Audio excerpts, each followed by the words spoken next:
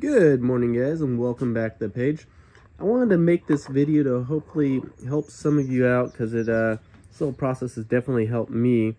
The problem is we got the Stihl MS290 and it runs for just a little bit and it seems to run fine, and then it dies, and trying to restart it is a pain. And I kind of had this issue on one of my other saws. I think it was the MS211, so not that saw.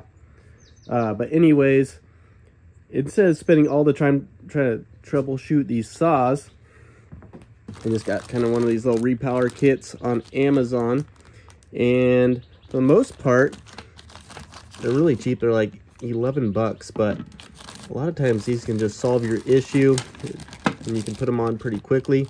So a lot of times you're back and forth trying to figure out if it's the spark plug or a little filter or these gas hoses, because over time they can get little cracks in them and cause air leaks, or with the heat, once they warm up, can start sucking in, start choking them out.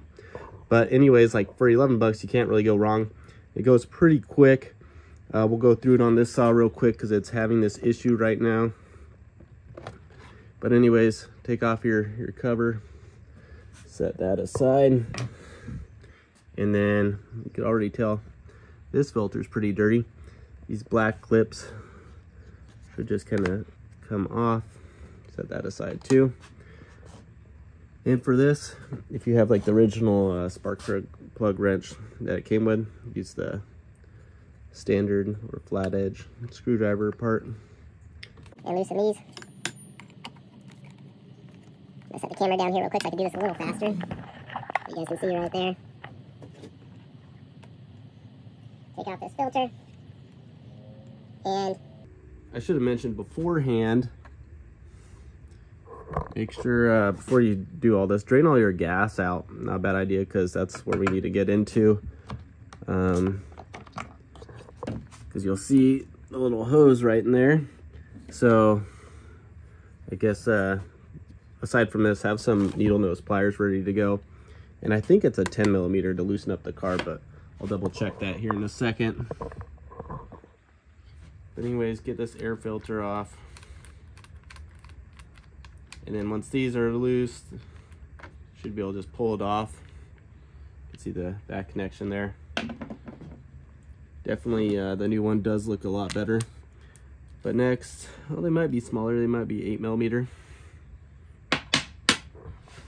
With the Repower kit, of course, we have the spark plug, and that's just right here. So we can pull this cap off and change that out. And then to change out that fuel line, we're gonna wanna loosen these two bolts to be able to pull the carburetor out, and you can see it kind of sits right under the bottom there. And we'll disconnect this linkage to the throttle as well.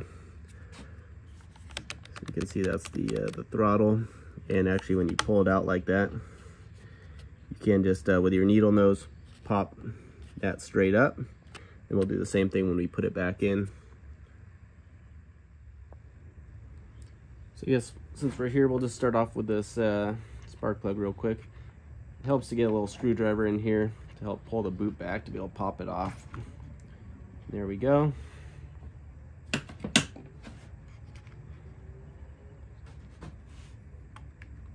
Now we'll proceed to loosen up that spark plug.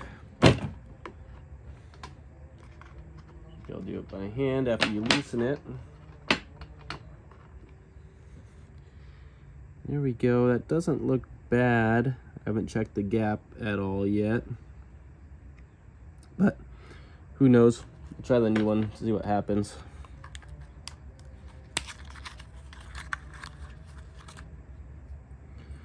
Always a good idea to just double check that, you know, they look the same. And then I'm not gonna check the gap right now, but I will later if I proceed to have the issue with this not running well.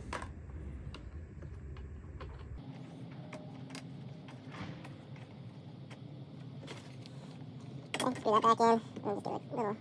Don't over tighten it at all. Just nice and easy. Put your boot back on.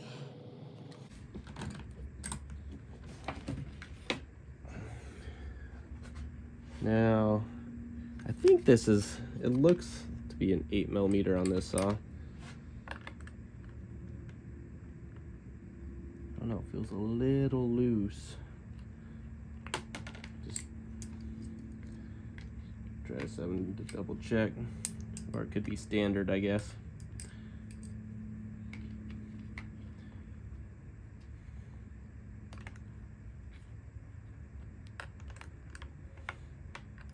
It will work.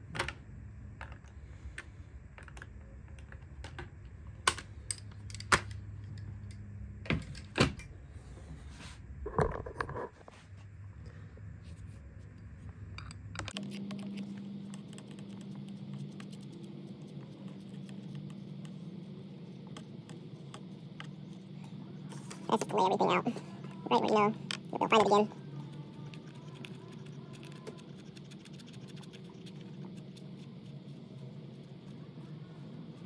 Okay, now since I haven't done it yet. Set the camera down again so I can pull the throttle in and then pop that little metal rod out that connects the two. Okay, now we want to pull that carburetor straight out, and you can actually use your spark plug wrench with your flat end on it again. And you can sometimes just lightly press behind it on all angles just to loosen it up, because it can get a little sticky after a while. You'll see some of the little boots pulling loose, and just make sure we don't get anything inside it either. Always not a bad idea to spray these things off before you do this with a little air so we don't get anything in there. But also a good time to clean the carburetor out if you have to.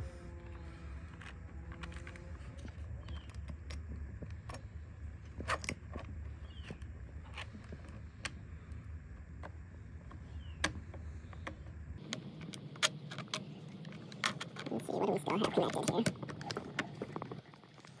A little hard to get right over the edge here. Now you can see better the hose that comes up from the gas tank right through there. That's going to be like the new one that we replace. That might be causing that issue of it wanting to die after a while. Could be getting air in the lines. And this is where we're going to need our needle nose pliers, because we're going to have to fish in there. You can see the filter on the end of the hose. So this is the hose, same thing, and this is going to be the little gasket piece that sits right in there between the tank and to seal it coming to the outside. So we're going to have to disconnect that filter, and then we can proceed to, as you can see right here, pull this upwards. But you pull off that line first. So we're going to grab our needle nose. Longer the better usually. Sometimes you have to move this to get the filter to fall down. Once you get this out, so you can see that was your problem. Maybe this got a little clogged up and that's why it was dying. Wasn't letting the carburetor pull the fuel through. So I'm going to set the camera back down so I can grab the end of this line to get that filter off. Went fishing and was able to snag something. Whoops. And it got away. We're going to try one more time. Again, if it's easier to put this upright, sometimes the hose and filter will want to come over this way. But once we get the filter, as you can see, like this one, it just pops right in the end of the hose, so on the other one we could just pull it out.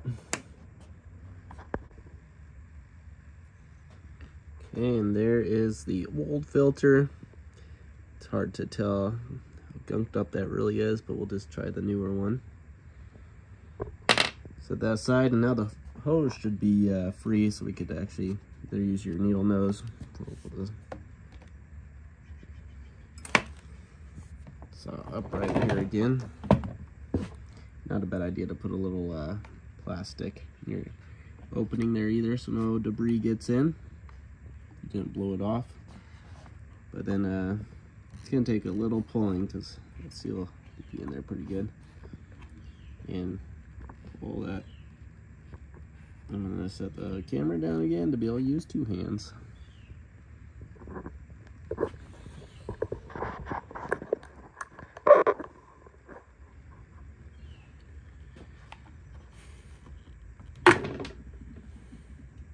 And there it is.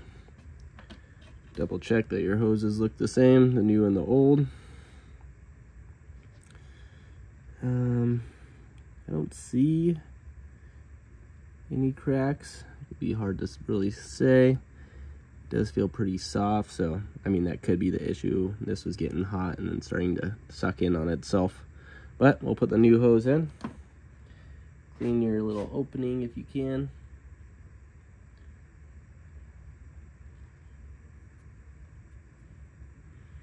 And then we're gonna put this through and then fish with our needle nose again to be able to pull it, but be careful with it. We don't want to break the new line.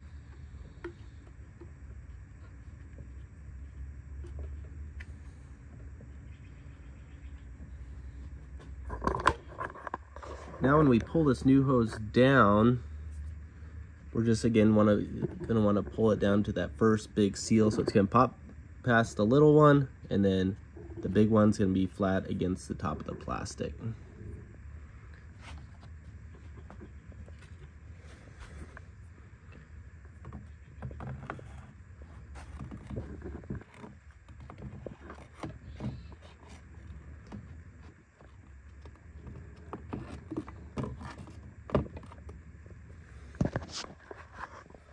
And what I just did when I was pulling with my needle nose, I was also pressing up top on my finger, and it just popped in.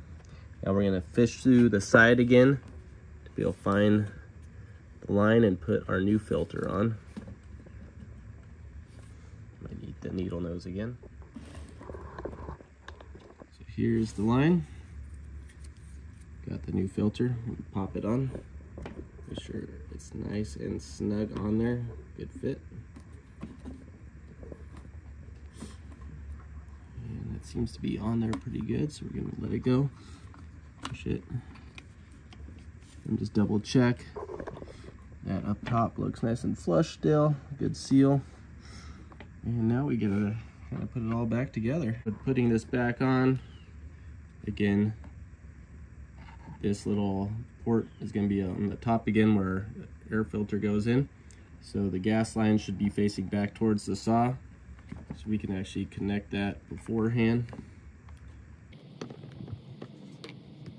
And then we also have the other little port on the bottom. It's going to connect to our oil hose.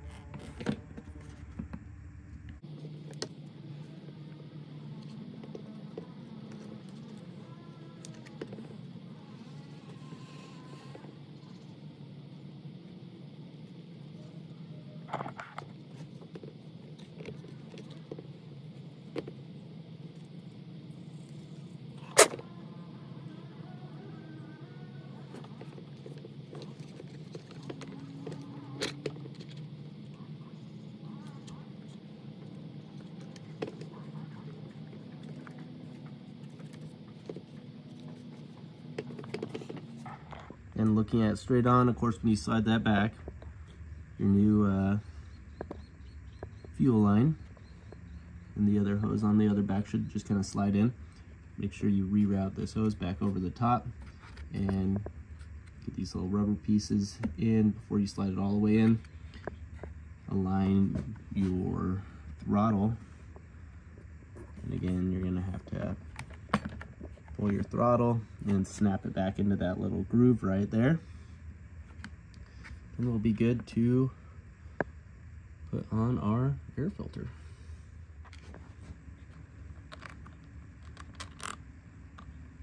And I think that it says, yeah, top on one side. And then you should be good for your new air filters. We'll just kind of align that and then screw it on. Whoops, wrong way. We'll see what happens here.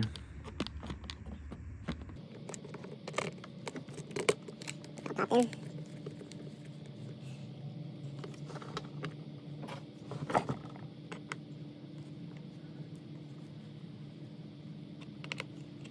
These two, don't need them too tight.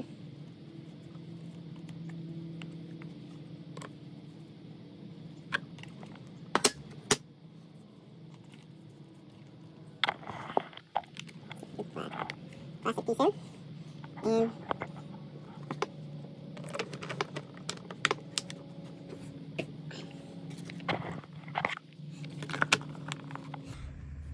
All right, she's back together. Time for a little test run and see if that solved the problem.